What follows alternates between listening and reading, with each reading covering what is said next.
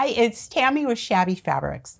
I have had a few questions from customer service regarding how do we do the binding on a 60-degree table topper. Now, we've created the 60-degree table topper quite some time ago. So if you've seen that video and you've seen our beautiful kits, you have probably made one. They're so much fun to make. They're so easy. We've done them in all seasons. I have these in my house. My table is perfect for one of these. I have one for every season. I change mine out regularly. They're so much fun to make. So I decided to do a video and show you some tips on how to do the binding on a 60-degree corner. It's not a 90-degree like you would normally do on a quilt, but it is at an odd angle. What I've done is I've created a sample here. This is Star Spangled. This is a brand new kit. If you love this, I recommend you grab your kit right away. We do include the pre-fused laser cut applique stars, which I love that touch. We do have a thread set.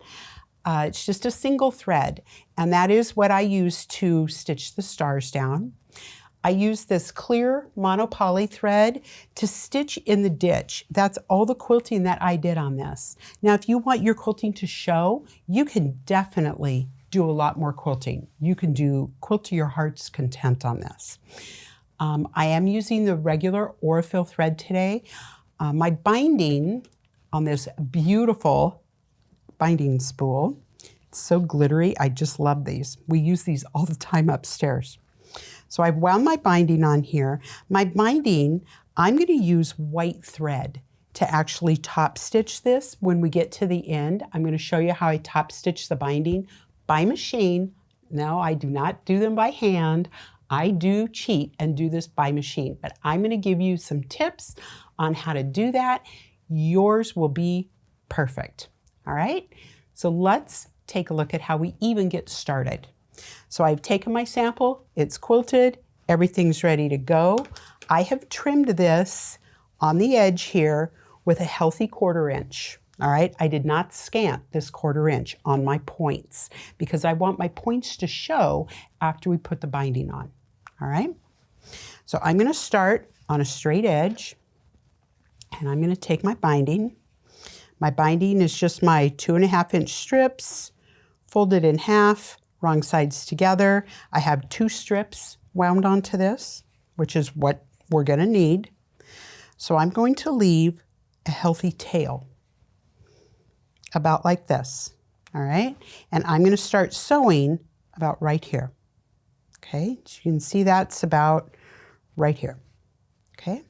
Now as I sew this, and we're actually going to do this together at the machine, all right? So I'm going to start sewing, and I'm going to do a back stitch so that I can tack that down, because when I get to the end, I'm going to be pulling on this and giving a little bit of stress on this. So I want it to be tacked down. I don't want those stitches to start ripping apart. So I am going to tack this when I start. I'm going to sew 1/4 inch seam allowance, and I do have a guideline seam guide attached to my machine at the 1/4 inch. And that's really going to help me keep my perfect 1/4 inch. All right, so if you have trouble with knowing where a 1/4 inch is, I highly recommend that seam guide. It will make your life much easier.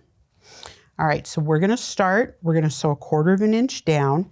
And then when we get to this corner, we're going to do something a little bit different. We need to stop a 1/4 inch before we get to the corner. So you might be thinking, oh great, how am I going to figure that out? That's a lot of times the hard part of this. Well, on this 60-degree table topper, it's actually quite easy. Do you see this seam right here? I'm going to take this ruler, lay it on here, and I'm going to mark my 1/4 inch so I know exactly where to stop, right? Because this, if you measure this, right here, this point is exactly a 1/4 inch from the edge of the project. And that is where I want to stop and do a back tack, is right on that point. So Let me show you exactly how to do that, because I know you're probably going, okay, I understand it in theory, but does it really work? It does. Let me show you. So I'm going to meet you at the machine. I'm going to take my ruler, my friction pen, my binding, and my project, and I'll see you over there. All right, so here I am at the machine. Here's my 1/4 inch seam guide, and you can see it's right on a 1/4 inch. 1/4 inch is right here on my Bernina. I have the Cluck Cluck Sew Tape is also on here, but the guidelines really does help because I'm covering up all the way up here. So this helps me know right where a 1/4 inch is. I'm going to start down a little bit like this. We're going to start sewing, and now I'm going to do a back stitch.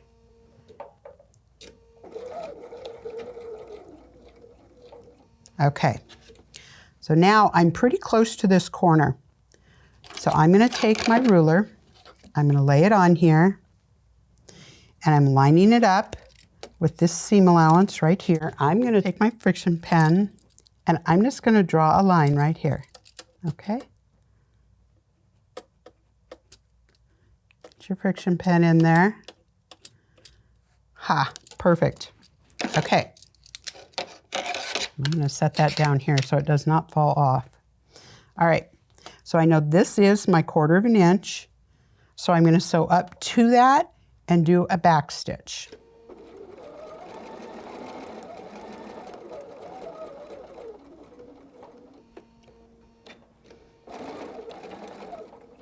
I'm going to cut my thread. Let's take a look. Look at that. It is right there on that point. That's exactly where I want that. Okay, so now the next step, I'm going to miter this corner. So I'm going to fold my binding up at an angle. And what I'm looking at is I'm looking at the edge of my project. The raw edge of my binding is now even and parallel to my raw edge of my project. I'm going to crease this with my finger, this fold right here. You see it's not a 90-degree angle, it's a 60-degree angle. Now I'm going to fold my binding back on itself, down toward the project, until I get right here. So I have the folds are even. My raw edges, and I'm going to pick this up and show you, my raw edges are now even, and my fold is right here in this corner. Okay? So now I can start sewing again. Great! Where do I start? Well, I'm going to make it real easy. We're going to start right here, 1/4 inch, and go. Again, I am going to do a back stitch. We're going to start on right there, catch your binding, back stitch, and go. All right, so I'm going to sew all the way to this corner, and I'm going to walk you through marking it one more time.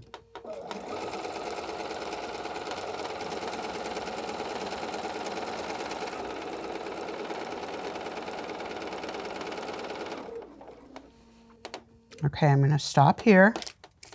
I'm going to grab my ruler, lay it right on my seam, friction pen, and draw the line. You see how I stopped a little further back? This allows my pen to be right side up, and I'm not at a weird angle under my machine trying to mark this. All right, I'm going to sew right to the friction line and back stitch.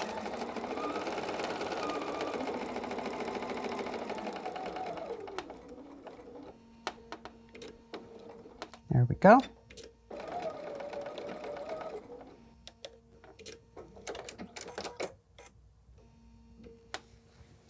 Just double check it. Yep, that's great. Okay, so again, we're going to fold our binding up away from the project, making sure the binding is parallel with the raw edge of my project. Crease it a little bit. You see I'm holding that fold with my finger. I don't want that fold to move. I want it to stay there. I'm folding the binding back down so the point is in the corner. This point of my fold right here is in the corner. And my two edges of my folded binding are exactly even. I don't want them to be off like this. That's not going to miter right. It might look right over here, but it is not going to miter right. You have to have the edges even. Always make sure your folds are even right here and your raw edge is even. All right, I'm going to continue around the project and take you to the next step.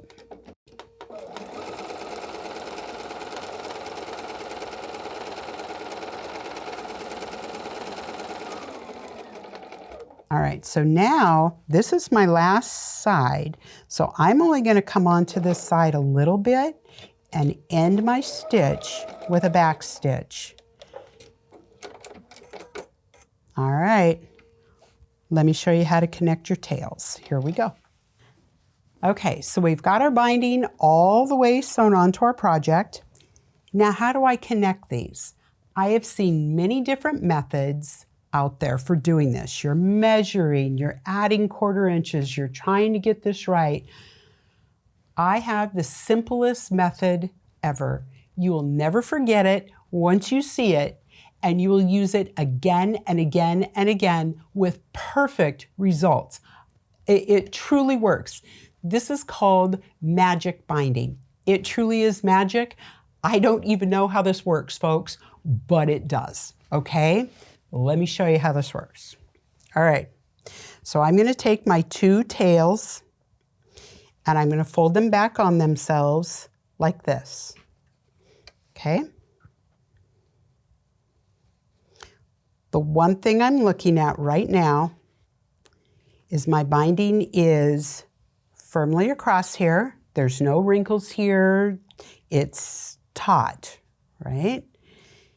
Here, same thing. It is taut across here, and I'm going to leave a 1/4 inch gap right here between my binding, okay? I'm going to put my iron on here, and I'm going to steam this. I put water in this iron so that it would steam. Just going to hold it there for a minute. I want a really good crease. We're going to take this binding, and I'm going to pick up the strip that's closest to me. And I'm just going to open it and lay it right here to the side. Now I want to point out, you see this crease? This is the crease that I just made with the iron. You see that? Okay. Now I'm going to take my other strip and I'm going to open it up, and I'm going to turn it like this and line up my edges, my creases. I'm lining up all my creases. Let me show you how I did that again. So I have my strip, was like this. I picked up the tail, I opened it up, and I'm picking up the corner of my project so that this will turn and lay just like this, perpendicular to his friend. Okay, now what I'm going to line up, now I'm lining up my creases. Do you see why I made such a deep crease mark? That's where I'm lining my binding up at. Okay, I'm going to open this up just like this. Okay, now I'm going to take a ruler and I'm going to lay it on here, corner to corner. Now, you notice I'm going parallel to my project. I'm not going perpendicular to my project. Your ruler always goes parallel to the edge of your quilt. Always, 100% of the time. All right? Now I'm going to lay this on here, corner to corner, and I'm actually going to draw the line with my friction pen because I don't want to miss this. I want this to be dead on. So I'm actually going to draw the line with the friction pen. Sometimes I'll go sew corner to corner. Yeah, you can eyeball it, and I get it close. No, I want this dead on. I want it so perfect that I'm actually now going to take 2 pins, and I'm going to pin the top of my binding like this. So I'm holding this top corner where I want it. I want to hang on to this bottom corner too.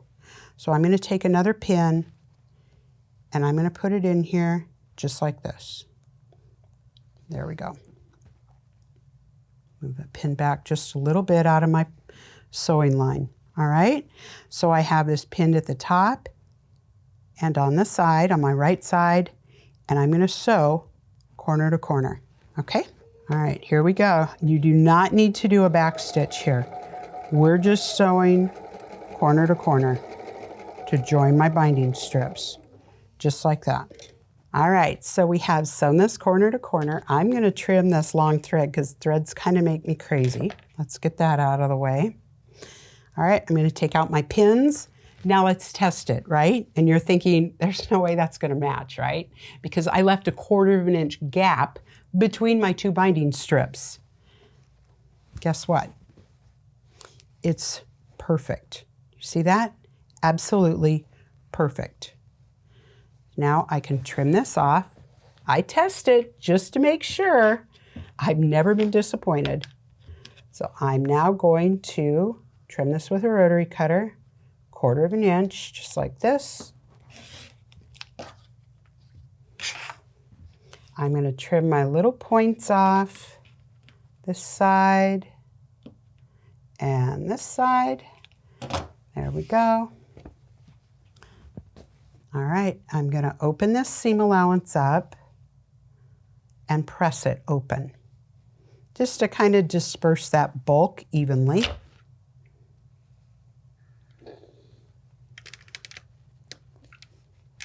There we go. And now I'm going to repress my binding flat, just like that, nice and flat. Beautiful. Okay, look at that. You can see how even this is. I don't have a giant gap. It lays perfect. It's the exact size it needs to be. All right, so now I'm going to take this to the machine and I'm going to stitch here to here and finish that seam.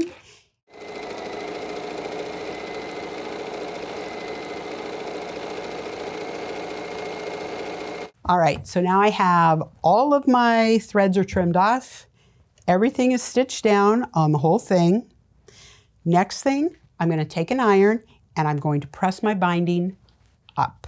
All right, so I'm just going to take my iron, put it in here, use a little bit of steam. I'm going to take the tip of my iron and I'm going to go into my corner and just kind of press that miter. Okay.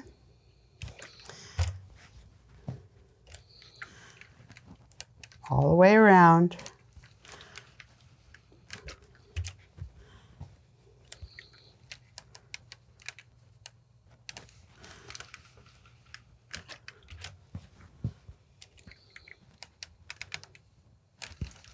This is just going to help your binding stay where you want it to stay. Give a nice crisp edge to it.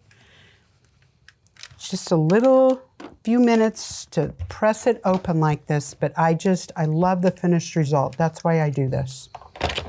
All right, next step, I'm going to turn it wrong side up and flip my corners just like this. Okay, all right, let's clear this. Now come the Wonder Clips. I'm going to dump them on the table so I have access to them. All right. So when I start clipping this to the back, I'm going to roll my binding and I can see this stitch line right here. I think the camera can get in close enough. You guys can see this stitch line. That's my 1/4 inch where I sewed my binding on. All right, right here. I can see that. So I'm going to fold this over. I'm definitely covering that line. Now, how far do you do your binding? Well, you could come all the way down and pull it to the back like this, and the front would have just a very narrow binding. I like to do this kind of in the middle of that. So what I do is I use a wonder clip to measure how far my binding is so it's even all the way around the whole quilt. So a wonder clip has a flat edge, which is the clear side, and a round edge, which is the colored side. So I want the flat side to the bottom. That's going to ride along the bed of the sewing machine easiest, is if all these flats are there. So now you see the gap between there and the tip of this? Well, that's how I know if I have this done correctly. My wonder clip is securely on here. You can see it's all the way, the binding's all the way in there. And you see how my binding comes exactly to the edge of this wonder clip? Perfect. That is what I'm looking for. I am now going to clip this entire thing like that so that I know my binding is identical all the way around this table topper. All right. I'm going to clip along a little. Did you notice how I skipped the corner? You see how I did that? I put 2 on, skipped the corner, and put 2 more on. That's how I miter my corners. All right, so now to miter this, I'm going to push my finger into the project underneath, and just make sure that tip is pushed out where I want it to be. I'm going to fold this down and use the tip of my finger to miter this back and fold it back. Okay, let's do it again. I put my finger in here and I'm just folding this binding down on top of that. You see how that miters that perfect corner, just like that? Let's take a look and see what the other side looks like. Oh, look at that. We have a point, we have a miter. That is exactly what I am looking for. All right, let's do it again. Just like this. And now I'm going to take a clip and I'm just going to clip this corner just like that. Okay? All right, I'm going to continue clipping all the way around, and when I'm done, we're going to go to the machine and I'll show you how I top stitch that. All right, here I am back at the machine. I have my wonder clips are all on. I have white thread in my bobbin and white thread in the top. White in the top because that's what color this background is. Now, if this was a cream color, a red, a blue, whatever color it is, match your thread to the top of this, whatever color your background is. My bobbin thread is what's going to show on the back of my binding. So I decided white would be fine with me because there's so much white in this design. All right, but if you have a red binding, I would put red in the bobbin and whatever color you need in the top, like a cream or whatever, okay? All right, here we go. I'm going to take one clip off, and I am going to take my index finger, and I am pushing my binding to the right. You see how I'm pushing it? What I'm looking for right now is this groove right here. This is so close. This is exactly where I stitched. Remember when I pressed this and I said it gives you a nice crisp edge? This is another reason I press it, because I want this to be nice and crisp right here so that I can stitch right next to this. So I'm going to stitch in the ditch basically right next to this binding. All right.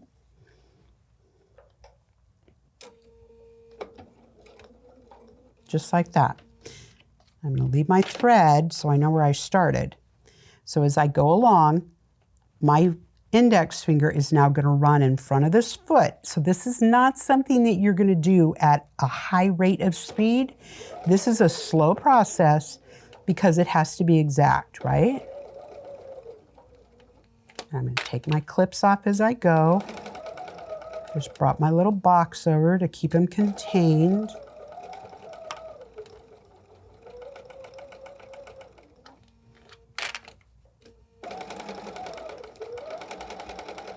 All right, when I get to a corner now, here's my corner. So what I want to do is I'm just going to kind of pull my corner a little bit. I want to stop right here in the corner.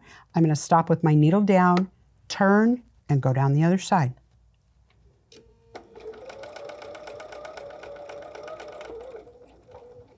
There's my turn.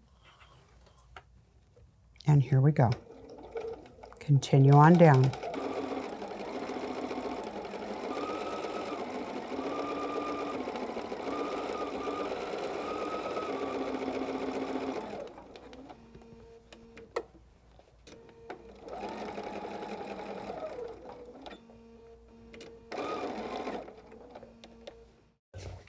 Okay, so let's find a pair of scissors. I'm gonna clip my thread.